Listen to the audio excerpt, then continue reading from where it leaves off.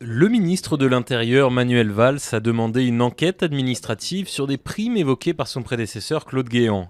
Celui-ci a affirmé en avoir bénéficié quand il était place Beauvau pour expliquer plusieurs factures payées en liquide d'un montant de 20 à 25 000 euros et qui intéressent la justice. Les résultats sont attendus d'ici un mois.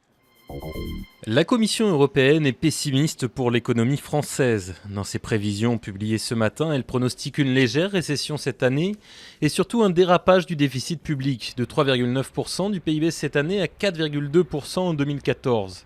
Loin, très loin donc des prévisions du gouvernement qui tablait lui sur 3,7% cette année et 2,9% l'an prochain. Les États-Unis évoluent sur la question syrienne. Pour la première fois jeudi, le secrétaire américain à la défense Chuck Hagel a reconnu du bout des lèvres que Washington n'écartait plus la possibilité d'armer l'opposition. Sur le terrain, des combats ont eu lieu dans la région côtière de Banyas, les premiers depuis le début du conflit en mars 2011.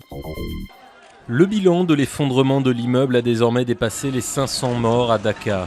L'armée, qui dégage les décombres, a retrouvé des dizaines de corps dans la nuit. Au final, plus de 2400 personnes ont pu être sauvées des décombres du Rana Plaza qui s'est effondré le 24 avril. Jeudi, l'industrie textile a repris sa production.